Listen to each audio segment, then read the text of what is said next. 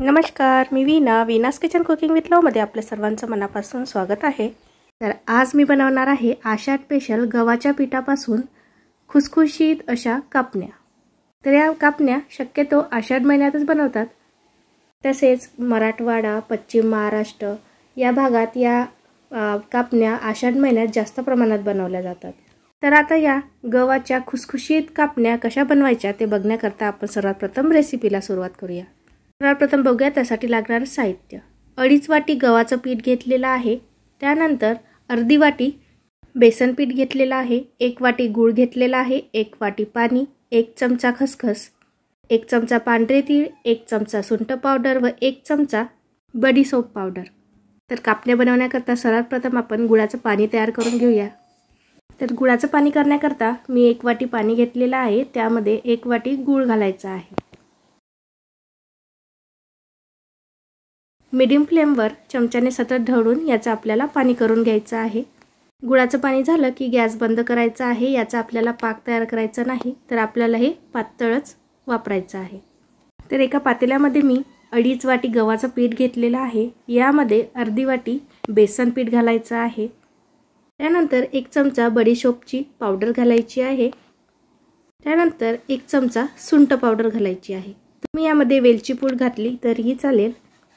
त्यानंतर यामध्ये 1 चमचा आपल्याला मीठ घालायचं आहे व हे सर्व साहित्य आपल्याला या पिठामध्ये छान असं मिक्स करायचं आहे, जेणेकरून या पिठाला हे संपूर्ण साहित्य एकसारखं लागेल। आता हे संपूर्ण साहित्य या पिठामध्ये मिक्स झालेलं आहे। आता यामध्ये आपण तेल घालायचं आहे। तर त्यासाठी मी एका कढईमध्ये 4 चमचे तेल घेतलेलं आहे। तेलाचे प्रमाण व्हिडिओमध्ये दाखवल्याप्रमाणेच घ्या। जास्त जर झालं तर ते जास्त तेलकट होऊ शकतात आणि तेल कमी जर झालं तर या कापण्या खूप जास्त कडक होऊ शकतात, त्यामुळे आपल्याला तेलाचे प्रमाण हे अचूक घ्यायचे आहे। आता हे कळकळीत गरम तेल आपल्याला या गव्हाच्या पिठावर घालायचं आहे व हाताच्या किंवा चमचेच्या साहाय्याने तेल आपल्याला या पिठामध्ये मिक्स करायचं आहे। तेल जास्त गरम असल्यामुळे चमच्याने आपल्याला सर्वात प्रथम हे तेल या गव्हामध्ये मिक्स करायचं आहे।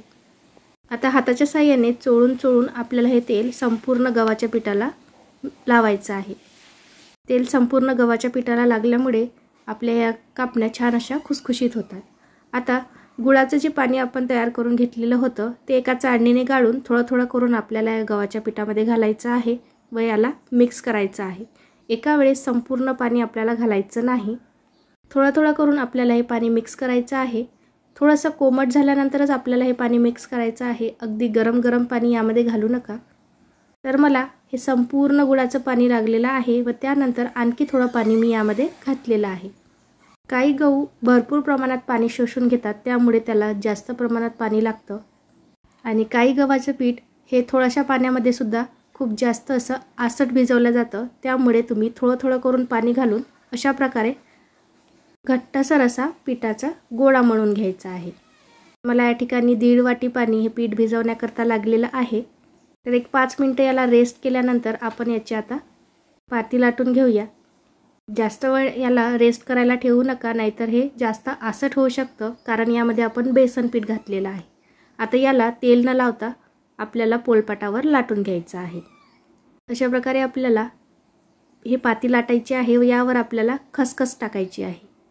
खसखस टाकल्यामुळे चवीला खूप छान लागतात व थोडेसे तीळ सुद्धा आपल्याला यावर घालायचे आहे, त्यामुळे ते दिसायला सुद्धा खूप छान दिसतात। तर थोडेसे तीळ व थोडीशी खसखस मी यावर घातलेली आहे। त्यानंतर पलटवून दुसऱ्या साइडने सुद्धा थोडेसे तीळ व थोडीशी खसखस आपल्याला घालायची आहे व त्यानंतर आपल्याला ही पाती लाटायची आहे। जर संपूर्ण लाटल्यानंतर आपण ही खसखस यावर घातली तर ती खसखस निघून जाते, त्यामुळे आपल्याला थोडी लाटल्यानंतरच यावर खसखस घालायची आहे, म्हणजेच तेलात तळताना ती निघणार नाही। तर अशा प्रकारे आपल्याला ह्या कापण्या कापून घ्यायच्या आहे।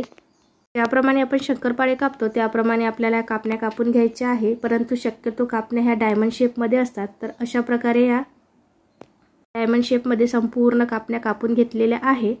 अशा प्रकारे मीडियम फ्लेमवर आपण या कापण्या छान अशा गोल्डन ब्राऊन कलर येईपर्यंत तळून घेऊया। शक्यतो या कापण्या मीडियम जाडच करा, जास्त जाड जर केल्या तर त्या खूप जास्त नरम येऊ शकतात व जास्त पातळ जर झाल्या तर खूप जास्त कडक होतात, त्यामुळे मीडियम कन्सिस्टन्सी कापण्या कापून घेतलेल्या आहे व मीडियम टू लो फ्लेमवर या आपल्याला तळून घ्यायच्या आहे। तर अगदी हाय फ्लेमवर तळल्या तर त्याचा कलर अगदी लवकर चेंज होऊ शकतो, ते जास्तच काळ्या होऊ शकतात. त्यामुळे आपल्याला मीडियम फ्लेमवर या तळून घ्यायच्या आहे.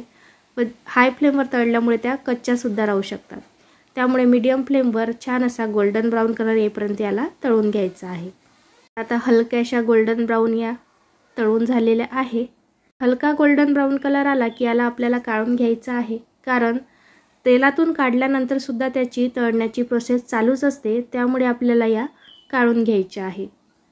तर मस्त अशा तळून झालेल्या आहे, ते मी एका भांड्यामध्ये काढून घेणार आहे. तुम्ही जर त्याला जास्तच जर लालसर केलं तर तेलातून काढल्यानंतर सुद्धा त्या थोड्याशा काळसर होऊ शकतात. त्यामुळे आपल्याला या हलक्याशा ब्राऊन झाल्या की आपल्याला काढून घ्यायच्या आहे. मस्त अशा या कापण्या तयार झालेल्या आहे. दिसायला सुद्धा खूप छान दिसत आहे व कुरकुरीत झालेल्या आहे. अशा प्रकारे मी बाकीसुद्धा कापण्या तळून घेणार आहे. मीडियम फ्लेमवर मी संपूर्ण कापण्या तळून घेतलेल्या आहे. तर आपल्या या कापण्या तयार आहे. कापण्या दिसायला सुद्धा खूप छान दिसत आहे व चवीला सुद्धा खूप छान झालेल्या आहे. अगदी खुसखुशीत व कुरकुरीत झालेल्या आहे. अशा प्रकारे तुम्ही जर या कापण्या तयार केल्या तर अजिबात फसणार नाही, चवीला सुद्धा खूप छान लागेल. तर तुम्हाला माझा हा आषाढ स्पेशल गव्हाच्या कापण्याचा व्हिडिओ कसा वाटला मला कमेंटमध्ये नक्की कळवा. व्हिडिओ आवडल्यास व्हिडिओला लाईक करा, शेअर करा, सबस्क्राईब करा व बेल आयकॉनवर क्लिक करा. धन्यवाद.